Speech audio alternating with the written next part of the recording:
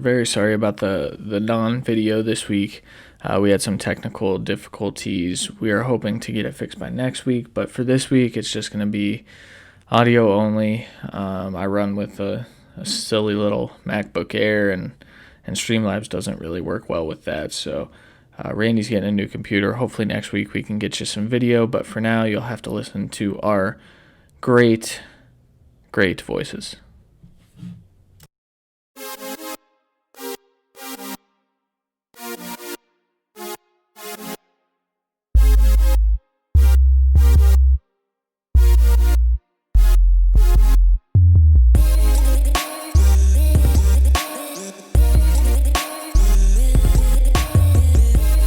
What's up, everybody? Welcome into our Week 6 DFS episode. I am your host, Christian Williams. I am here with Randy Hall. Randy, how you doing, man? Doing pretty good. Just have to wake up in the morning, so we're going a little bit early, day early here today, unfortunately. Yeah, I think it might be good, though. You know, they'll have a little more time to digest what we say and fix their lineups, right? Yeah, I mean, this is what happens. I mean, I have a bachelor party this weekend. There's not much we can do. Yeah. It's either do it today or not do it at all. Yeah, so I think it'll be good. Pardon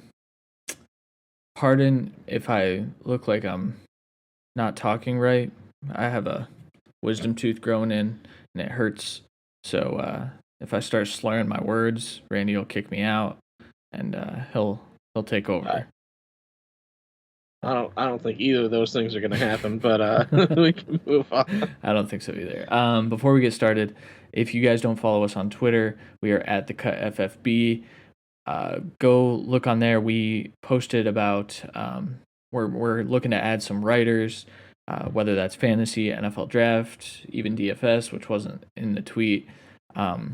We are excited. We don't pay anything because we don't get paid, but we are excited to bring on some new people because last year we had Nathan on.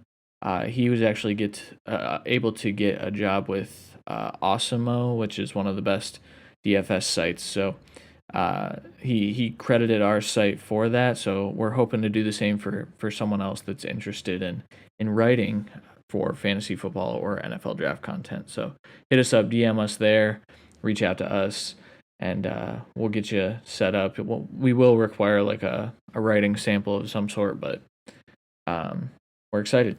Randy, do you have anything about our writers, considering you've written like one article in the last year? Wow, really? Okay, I see how it is. No, it's like I 3, right? I've written like 5. I wasn't even part of the site until today, so I mean, what do you expect from me? That's true. No, it's fun. I actually do love writing for this stuff, and especially drafts. So I'm excited to get back into that. Unfortunately, that means it'll probably be at the end of this fantasy season with all the stuff we have to do. Yeah, we're doing a lot. I had something else to say about that, but I forget. Send us your start sit questions at the FFB as well. We prefer the mentions and not the DMs for that, since we have DMs coming in about writers. So just mention us, tag us in polls, whatever you want to do. Also, if you guys go over to Poll Sports, Randy, are you still active on there? I don't think I did last week. Okay. I think I forgot, but I did 2 through 4, and I was like, every week you were like 4 spots ahead of me, and it was pissing me off. I'm not gonna lie. Yeah, I've had a good run on Poll Sports, but we are in a group over there where we answer start sit questions, and it actually tracks our accuracy, though I don't know how, because it has me ranked as like the 6th overall from last week, but that's not where I finished. So I finished like 25th, but nonetheless, go over to pollsports.com. We are active on there, and you'll get some more opinions. Normally, when you guys tag us in tweets, everyone answers anyway. So, all right, let's get into the good stuff. We are going to be talking about Thrive, as always. If you guys don't know about Thrive, it is the prop betting app and website that we use. We do have a promo code with them, so if you enter the code THECUT when you sign up, they will match up to $50 with a $20 minimum. and that's an instant match. As soon as you deposit that money, you get your money doubled essentially. So make sure you use our promo code. It's addicting. Randy and I are effectively addicted, like 100%, I would say. Yeah, probably. I mean, I did enter the Sunday contest on like Wednesday, so. Yeah, I did on Tuesday, I believe, and so I'm feeling good about our Thrive prop picks this week. I did a little extra research because it's been a rough go the last couple of weeks. Okay, and we'll also be talking about smashes, values, and our usual let's make a lineup. Let's get right into our Thrive. So, Randy, we have 3 here, and if you guys watch the live streams, normally I don't have the graphics made this week because it is a little early. I normally do that on Saturdays, so bear with us. You'll have to listen to our voices and look at our faces, so that sucks. Sucks for you. Sorry. Yeah, we're very sorry. All right, the first one, Calvin Ridley over 81.5 receiving yards. That's worth 100 points. It's split right down the middle. Other than his 0-catch week, where he was pretty clearly battling injury, he surpassed 100 yards each week. He's going to get Mike Hughes, who has been torched this season. I think this is easy money. I mean, especially Julio should be back this week. And he is back. Yeah. There's no injury designation for him. So yeah, so that will open things up for Calvin Ridley to get at least 82 receiving yards. Randy, why don't you talk about Stafford? All right, yeah, Stafford, we are going to take the over on 23.5 completions. That's worth 105 points, so just above 50-50 usually. He has only hit 24 completions once this season, so not a guarantee, but it's a matchup we like this week, and we think they're going to be throwing a lot. We talked about in our start sit how we thought the Lions are going to come out swinging and try and get back on track this week, especially coming on the bye. And they're going to have to throw to keep up with Jacksonville, as we saw Gardner, even in the loss, he threw over 300 yards last week. So I expect them to really unleash this passing game because they apparently don't trust the running game enough to use any of their, young pieces. So we're going to go the passing game with Galladay and Hawkinson and hopefully Marvin Jones slightly. Yeah, we have him ranked as wide receiver 36 this week, so I think we, in consensus, think that Marvin Jones has a type of get right as well. All right, and then Phillip Rivers, we have him under 1.5 passing touchdowns. For some reason, that's worth more than taking the over, which doesn't make much sense to me. He hasn't thrown for 2 touchdowns in a single game once this season. I don't see anything changing. If anything, I see after last week how bad he was. I see them kind of turning the ball over to Jonathan Taylor and trying to get him right. It's a pretty good matchup, but man, like, would you ever bet the over on Phillip Rivers throwing footballs? If it had picks included, True. I think I would. But just straight passing touchdowns, like you said, hasn't had 2 all year. I mean, because he had such a bad week, maybe they emphasize it and try and get him back on track. But just like we said in the off season, he's not that good. He's not that good anymore, which is fine. He's had a Hall of Fame career and a ton of kids. I mean, he's just playing for extra money for those kids right honestly. now. So, when do you think they turn over to Brissett? I know Frank Reich said that they wouldn't, but I don't think they will, honestly, because like they paid so much for him. I think they're just going to let it ride out, and then if they do end up missing the playoffs and they do end up having a top 15 pick, they can distinctly blame it on the quarterback position and kind of blame injuries at wide receiver, I guess, as well, but say that Rivers just couldn't cut it and they can move on and not have to give him an extension. It can be a cut and dry thing, not where people are like, I don't know if I think we should stick with Rivers. He did so good. It's just the team just wasn't. No. He's just that bad that we have to move on. All right. I was just curious. All right, let's get into our smashes for DraftKings. I will go first. Again, no graphics. Have to listen to us.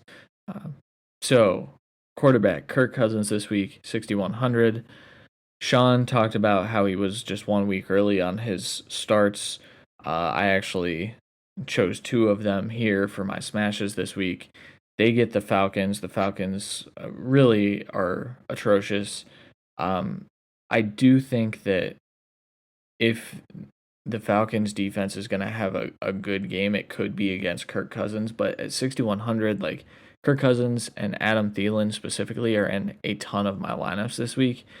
I just don't see a world where Kirk Cousins isn't a top 12 quarterback, and at 6,100, that's pretty good value. I guess I'll move down to wide receiver in that aspect. I picked Adam Thielen at 7,300. The dude's been just outstanding all season. I don't know why we doubted him. I guess it was because of his injury-ridden 2019, but man, he looks exactly like himself. He's been dominant, and I think Justin Jefferson has really opened that up for him. I almost went with Justin Jefferson here, and I almost went with him for one of the values, but I will, just as an aside, I am playing Justin Jefferson in a lot of places as well. But if I had to pick one, I would pick Thielen. And then back up to running back, David Montgomery. This was my start of the week this week. He's at 5,800. He gets the Panthers' run defense, which is, I believe, 32nd in the league. They are atrocious. David Montgomery is actually good, despite what Twitter says. Play him in your lineups. If you lose money because of David Montgomery, I mean, that happens every time you play David Montgomery, so it would just be a normal week. But I'm telling you that I don't think it's a normal week. I think you're going to win money because of him this week. And then another start of the week for me, Robert Tonyan. 5,100 is a freaking bargain for a guy that's like one of the top 5 tight ends fantasy production wise in the league right now, and in the advanced stats. But go listen to our episode so you can hear me rave about Robert Tonyan. But he is in virtually every lineup I have, despite the bad matchup. Yeah, he's definitely in lineup.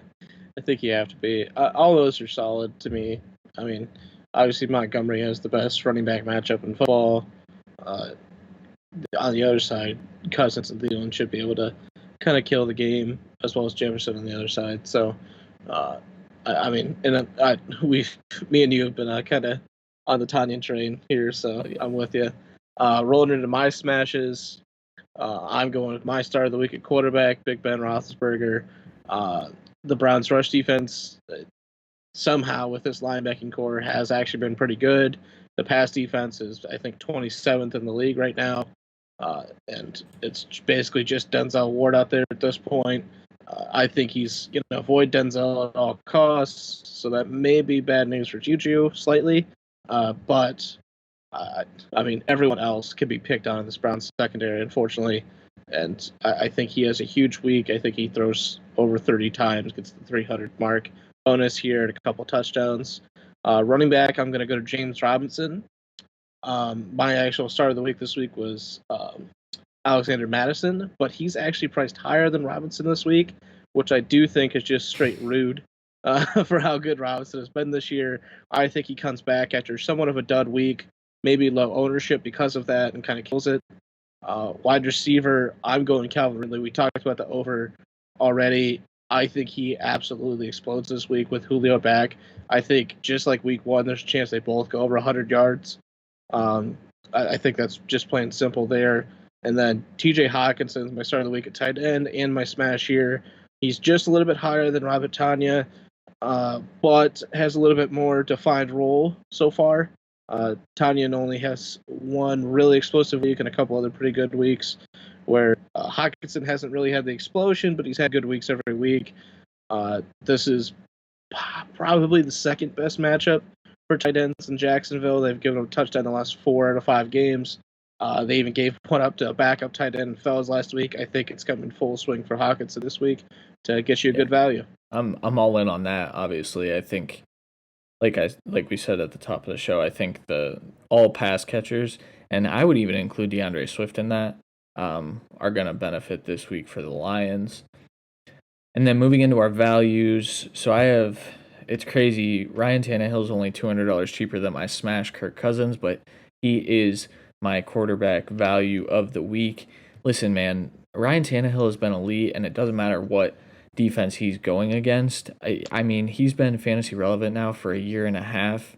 Well, I guess just one full year if you just take the total games. But he's been great, and there really is no reason that he should be 5,900. I believe they get the Texans this week. Is that right, Randy? Titans, Texans? That sounds right. I know I'm Ooh, putting you on the spot. it sounds right, but I'm looking up a different thing I'm right now, sorry. you bastard. But either way, a matchup doesn't scare me. I mean, the matchup with the Bills could have scared you off, and Ryan Tannehill popped off. So 5,900, he's in a ton of my lineups as well. Then running back Antonio Gibson at 5,500. I mean, he gets a favorable matchup this week against the Giants.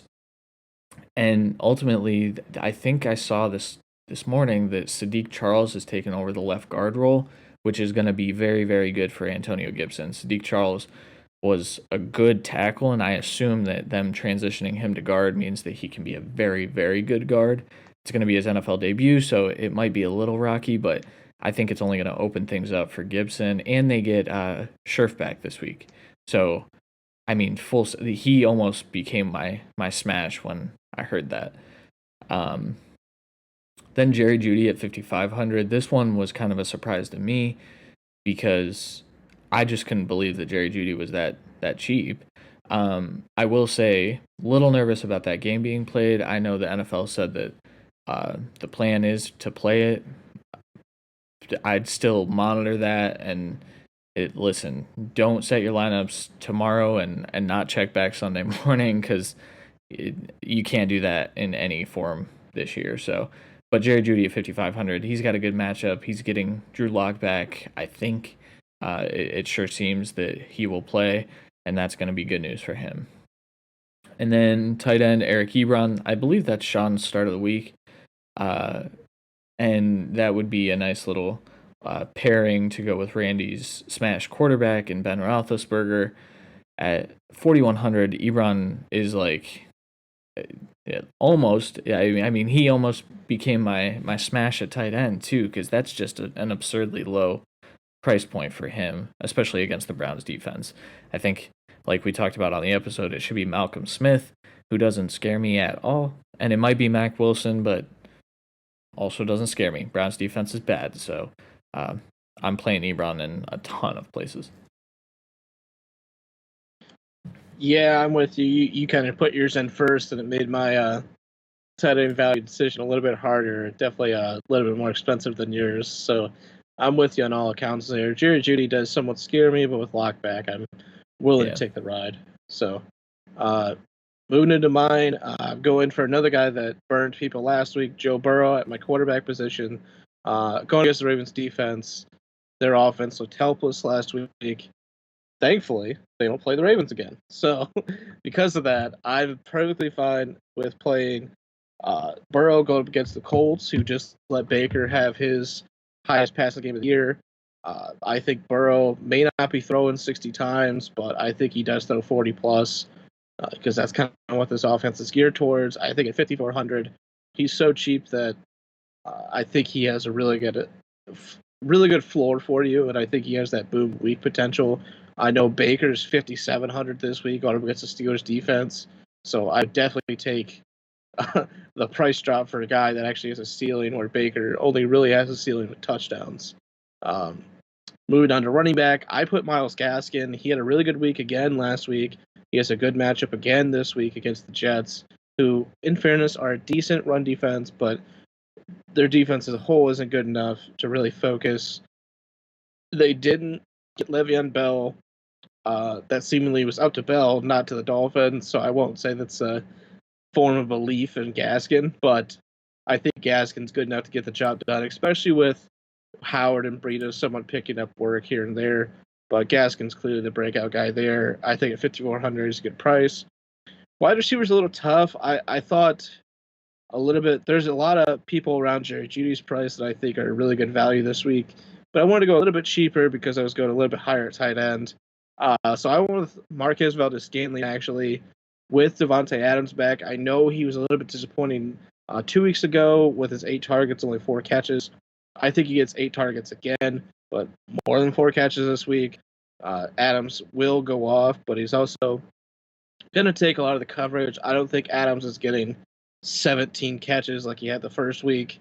Not with Tanyan really breaking out and Scantling really showing that he can be a good part of this offense as long as he's not getting the top corner, which he won't with Adams back.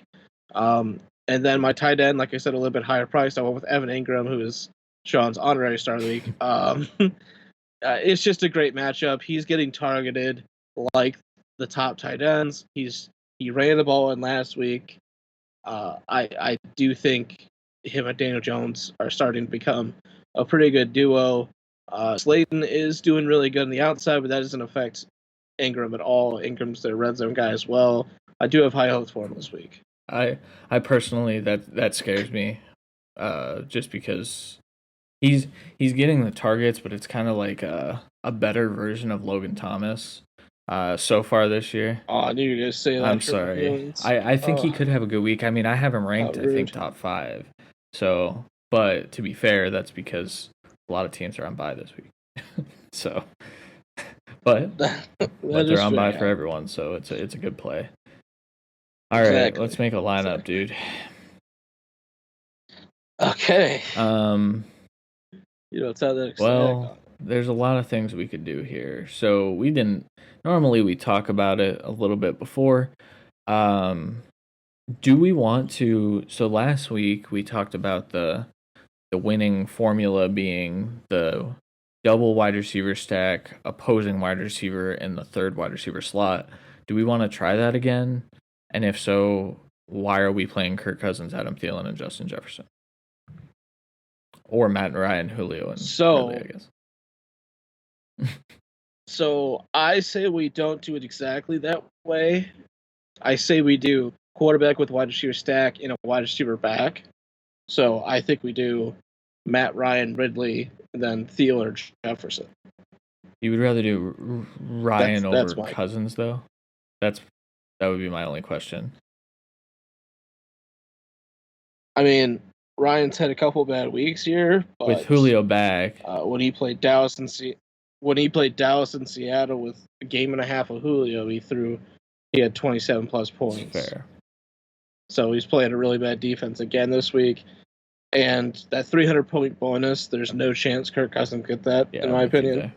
So okay, so I mean, I'd rather take the chance of getting that extra bonus, and then obviously I'm picking Ridley. Between Thielen and Jefferson, I'll let you kind of decide. Yeah, I mean, I guess it'll depend on the rest of the lineup, so we can come back to that because there is such a price discrepancy. Like Thielen's at 73 and Justin Jefferson's all the way down at 6. So, all right, let's look at some running backs. What do you want for running back? Personally, the guys that I've been just pounding into all of my lineups, which is risky as hell, are freaking Ronald Jones and David Montgomery. At 58 and 6. I mean, I guess even. I'm fine with Montgomery. I don't not with Jones. Fournette back. I get it. So Montgomery's my pick. Who do you want for the second running back?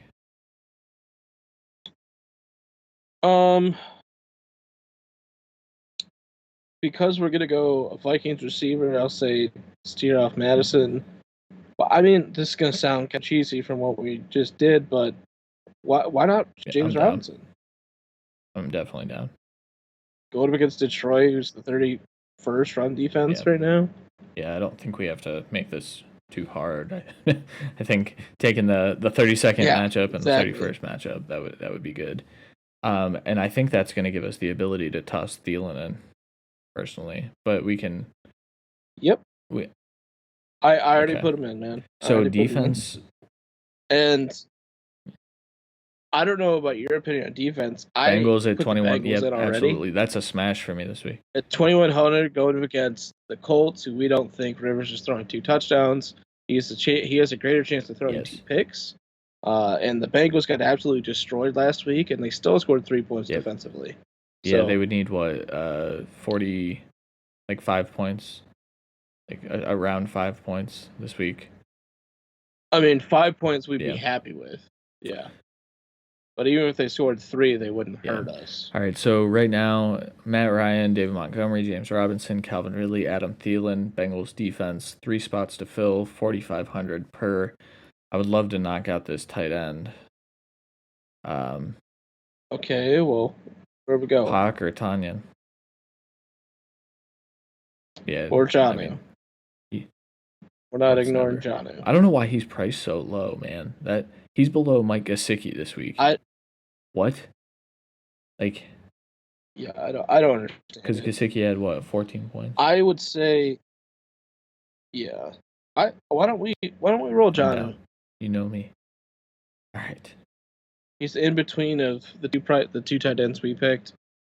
So yeah, a little bit of a leverage on our state. 4,200 per. Not ideal. So I say we get the next receiver knocked out and see what we got. No. Maybe. So actually. I kind of want to jump down from Thielen to Jefferson and see what it looks like.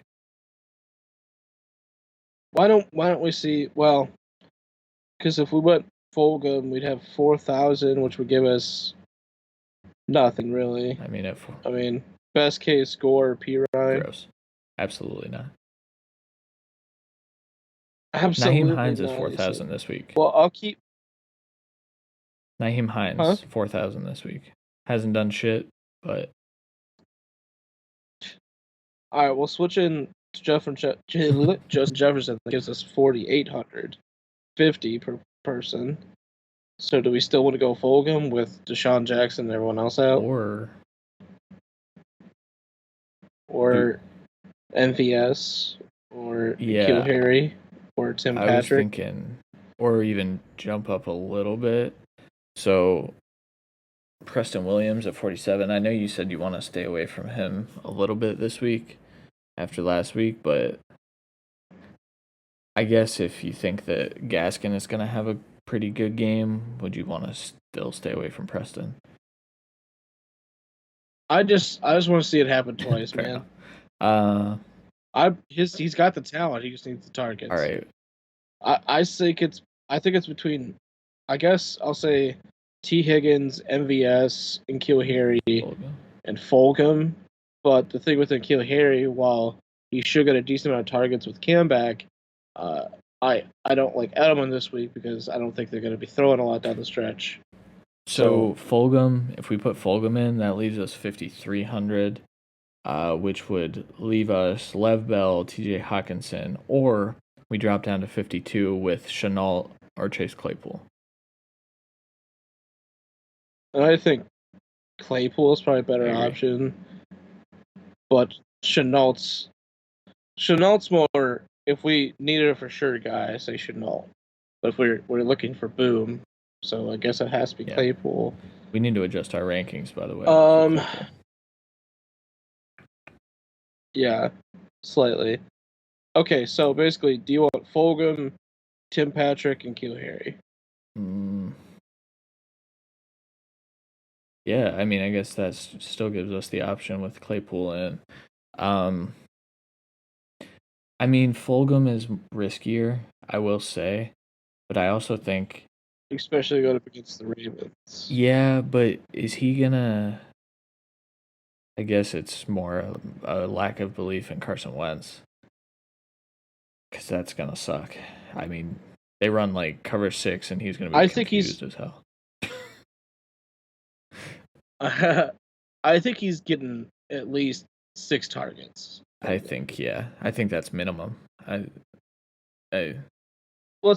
go Fulgham then. Let's go the guy that's gonna get his targets. That gives us 100 extra, but the only thing, so we could pivot Jonnu to Hawkinson. That'd pretty much be it. Do you want to do that? Which I don't. No. I'd rather just stick with the guy we picked, so we're not pivoting. Because I don't mind leaving 100 on the table. Okay. So then our lineup would be Matt Ryan, David Montgomery, James Robinson, Justin Jefferson, Travis Fulgham, Calvin Ridley, Jonnu Smith, Chase Claypool, and Bengals defense. I like it. Yep, a little bit of a last week superstar effect here, but I like it for upside. I mean, our cheap guys are upside. Okay, that's an ad. That I was an awful apologize. sound. No free ads. That's okay. That was an ad from DraftKings. Yeah, that's why I haven't clicked submit yet. We Jesus both clicked on Christ. the free Jerome Bettis contest, I assume, right? Is that what you clicked into? I did the Cuervo because I'm an alcoholic. I picked that. I already first, entered that one, so it didn't pop up for me. No, and I'm putting it on actual cash lineup. Well, me too.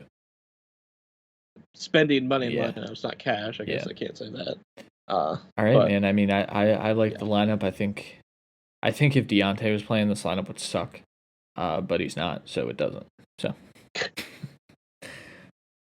Exactly. All right. Well, that's it for us. Before we get out of here, just another reminder, if you missed the top of the show, we are looking for writers. We are excited to bring these people onto the team. We brought on 3 more today, and we have a Discord now, so we're actually functioning like a team, which is pretty cool. So if you want to be part of what we're building here, just hit us up on Twitter. Again, that's at the Cut FFB. Follow us on socials. Hit up the podcast on your favorite podcast app. Randy, do you have anything, dude? No. All right. Just go win your matchups. Go win some money, and let's have a good weekend. And also, our rankings will be updated later on. I assume you're watching this on Saturday, so later today. If you're not watching it on Saturday, rankings are already updated. So, go check those out to set your season-long lineups. Maybe it'll help you with DFS a little bit as well. But for Randy Hall, I am Christian Williams. We will talk to you guys next week. Later.